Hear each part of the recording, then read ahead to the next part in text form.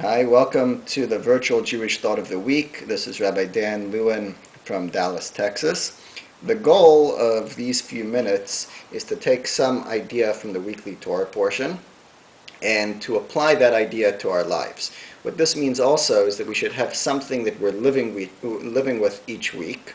You're sitting around Friday night with friends or whenever at the table and people want to make a toast. So instead of making the old boring toast, to life, l'chaim, to health, to happiness, prosperity, you'll have something a little bit more meaningful that you've been living with, thinking about, to come out and say. Okay, so let's begin. This last week we discussed the idea of memory, the power of memory, the idea of good memory, of setting aside times to reflect and review where we're coming from, where we're going. This week we're going to add another piece to that puzzle, which is the context or the environment for that to occur. In other words, to remember doesn't just happen in isolation. We need to create an environment for this to take place. How does this relate to the Parsha, the weekly Torah portion? We're now at the peak of the book of Shmos of Exodus, and one of the major themes is the instruction to the Jewish people. God says to the Jewish people, "Vasuli mikdash," you should make for me a sanctuary, construct a sanctuary, "V'shachanti b'soichem," and I will dwell in your midst. That leads to the classic question of what exactly is the function of a sanctuary. You say a sanctuary is a holy place, a place where God's presence was residing, where the Ark of the Covenant was. And how did that work? Isn't God everywhere? How can you restrict God to a physical place on earth? Yet, you see that major theme that you have to build and construct a sanctuary in order that God somehow resides there. So we'll explain this idea of the function of a sanctuary through an analogy. There are two different ways of thinking about it. And this is the analogy. Let's say you have the world of thought, the world of ideas and so forth, and you want to take an idea, you want to think about something, you want to capture or grab that idea, and you want it to stick in your mind. You're trying to innovate, you're trying to think of an idea. Where is the place that that idea enters, that thought enters, is the brain. The brain is the set stage where thoughts come in. Then you decide that you want to communicate that thought. You want to, in a tangible, you want to express it. So you want to put it down on paper.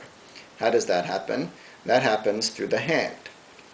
Now, if we compare the brain and the hand, what is the difference in their relation to the idea? The idea is inside the brain, but you can't say the idea is inside the hand. The hand doesn't think. The idea just passes through the hand in order to be put down on paper. So if we plug that back in to think about how the system of a sanctuary worked, of the temple, how did God's presence come down here on earth? Was it more like a brain, where it entered into that physical structure? Or no, maybe not. Maybe it was more like a hand, that the sanctuary was just like a transmitter, place to get good reception, but it didn't go into the sanctuary. It was the way that it would land within the Jewish people, within a human being. So it's not that God's presence was in the walls of the sanctuary, it just bypassed through the sanctuary to the human being.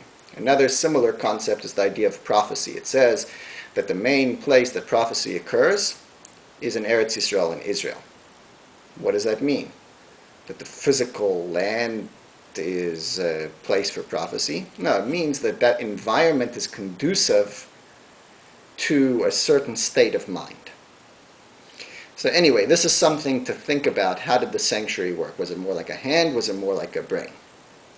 But how does all of this relate to our life? Is that nowadays we don't have the central sanctuary.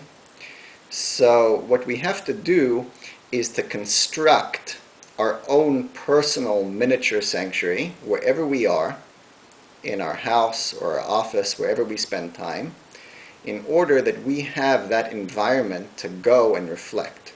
Like last week we were talking about you have to be calm and think about where you're coming from and so forth. There's an idea that good thoughts come in a good environment, but good thoughts don't come in a negative environment. So you have to create the space in your house where that is a place where you feel comfortable. That's like removed from the normal material world of the house.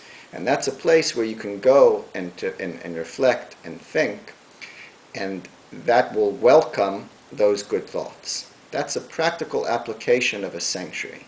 And everyone has that instruction that you have to go and carve out that environment, create that place, put books, put a library, put whatever you want there, place that you feel good, and that's the setting for the good memory to come.